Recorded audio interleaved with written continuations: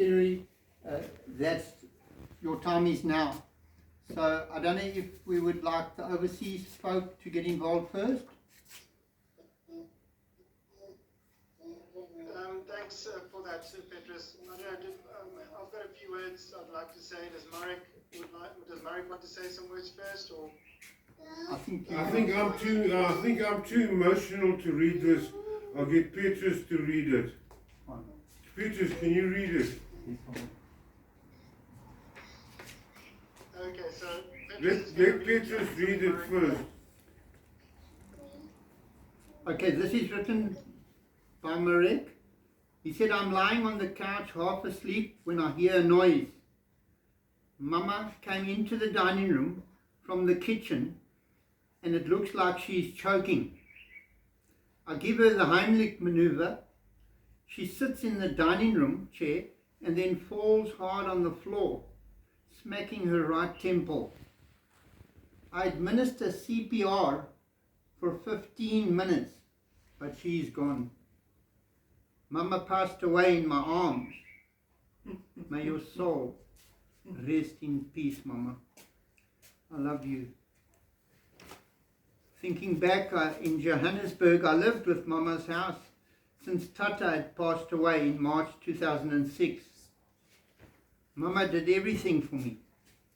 She gave me a roof over my head and fed me and helped me with Ampolit, Linux CDs and DVDs by delivering them to the post office. We were on very good terms when she was not in an ill state. Till her dying day, Mama denied that she was ill.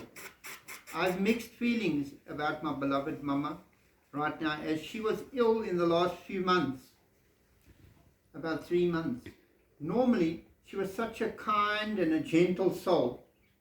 Even though she had an injection in her last month on the 2nd of the 4th, it did help, but I'm sad to say that Mama suffered great pain from a fractured humerus, and it was an operation that was lasted almost for the last 2 years, and she on top of that had some bladder problems, and maybe it is better that she is with Jesus now. Mama enjoyed chatting, and so did I. And I hope there is BBC in heaven. She loved to watch that. Can you believe it? At my age, she still used to tuck me in bed. When she stayed in Summerhill Lodge, I used to visit her on my TSR, and we would walk down to Scottsboro Beach and sit and enjoy the sun. Sometimes we used to go for coffee in Scott Street. Mama battled a bit to walk up the steep hill from the beach back to Scott Street. She knew all the shop owners in Scott Street and got into trouble for feeding the homeless people. Mama was an afternoon person and would leave for the post office around 2 o'clock in Johannesburg. Ampolit, Linux, CDs and DVDs were doing well then. We came to Pennington with no debt. And I miss you so much, Mama. God bless you for all that you have done for me in your living years. Oh, wow. That's beautiful. That's very, very beautiful. Thank you very much, Mike. Thank you. Amen. Is there anybody else who would like to share at this time? Thank you, Petrus, for sharing those very kind words. Marek, thank you for writing them. I think Mama would have very much appreciated them. I think it must have been very hard for you to write those words, but also very hard to go through what you've gone through. So thanks very much for that. I've got a few words I would like to say if I can, and then I've got a few words from different people that have sent through some messages. Perfect. So I just first, we'll just very quickly just share. I'm not sure if you can see on the photos. Just a quick.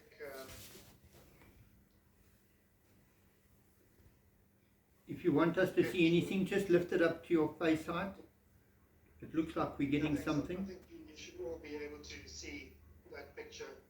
I guess that's the nicer side of the inside of Summer Lodge, and that's the outside. Oh, lovely. Summer Lodge. Yes, we see. I think it was a period that my mom at least had some fond memories of. Mm. Thank you. Okay, so just, obviously it's quite a challenging thing for anybody to read about their family passing. Yeah.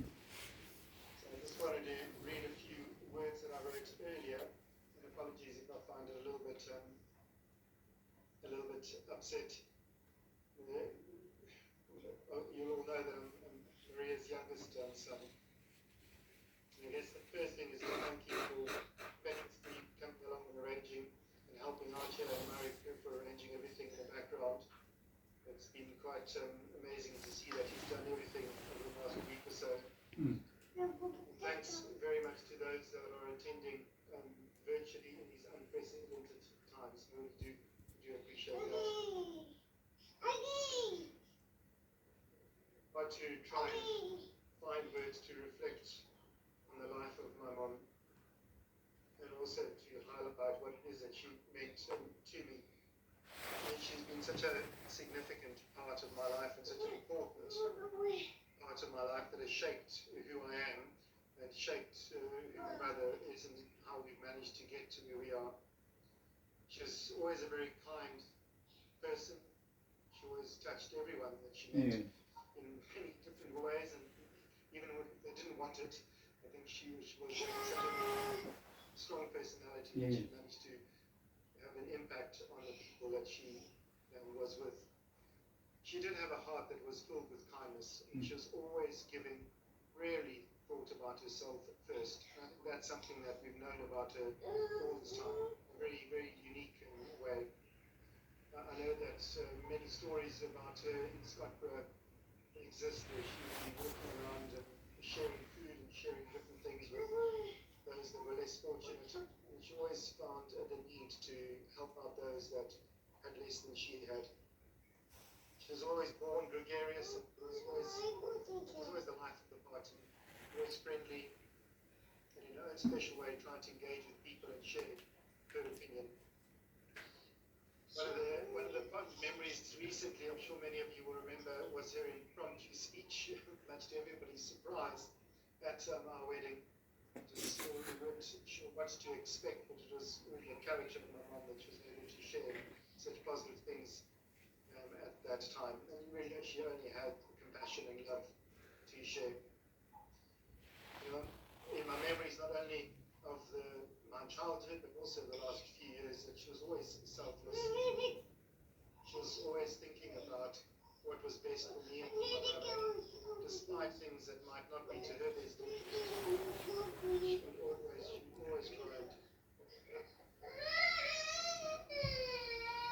She would always try and do what's best for us and for my brother and for myself. My memories as a child were the ones that there was always fun and laughter and her being a free spirit. I recall that she would always be involved with my school activities and my extracurricular activities. She would be ferrying me to and from school after school clubs, to swimming and to football and to rugby, to singing and to all the other sports clubs, and to the